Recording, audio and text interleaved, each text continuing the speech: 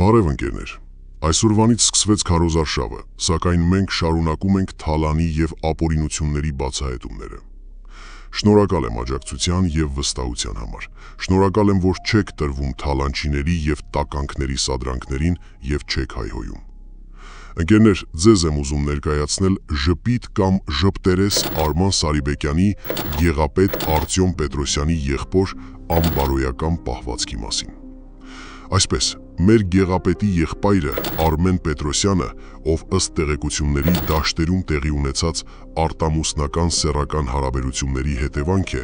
իր մայրիկին ուղված նամակը սխալմամբ տեսանյութի մեկնաբանությունում էր տեղադրել։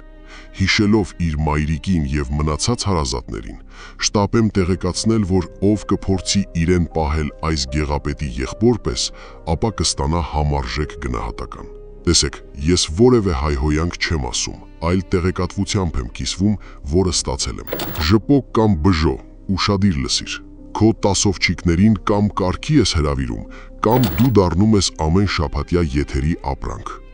Որքան ձեր նմանների հետ մեղմ խոսեցի, չափերն անցակ, նույն բաները քեզ է վերաբերում, Անանիկ Ոսկանյան։ Եթե շարունակվի քո կողմնակից կոչվածքների նման պահվածքը, ապա դրանից միայն դու ես տուժելու ու քո տասովչիկները։ Ընկերներ, քանի որ գնալով Նիկոլ Փաշինյանի այսպես ասած թիմակիցները սկսում են լկտիանալ,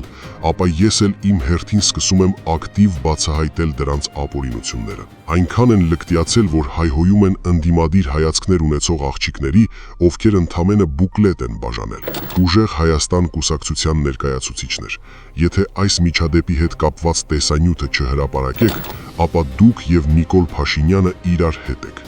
Եթե մինչ կիրակի տեսանյութը հրապարակված չի լինի, ապա ես անուն առ անուն կհրապարակեմ միջադեպի մասին, կհրապարակեմ բոլոր մանրամասներով, թե ինչ պայմանավորվածություններ են եղել միջադեպը կոծկելու համար։ Կիրակի եթերում ձեր մասին եմ խոսելու, եթե չհրապարակեք տեսանյութը։ Դավիթ Արուշանյան, ձեր դեմքին նայում եմ, մտածում եմ համեստ և պարգեշտ մարդ եք, բայց երբ ձեր թիմակիցները անցնում են բոլոր սահմանները, մտածում եմ դուք դրանցից որևէ բանով չեք տարբերվում։ Արտուշը, ինչպես է, պարոն Դավիթ Արուշանյան։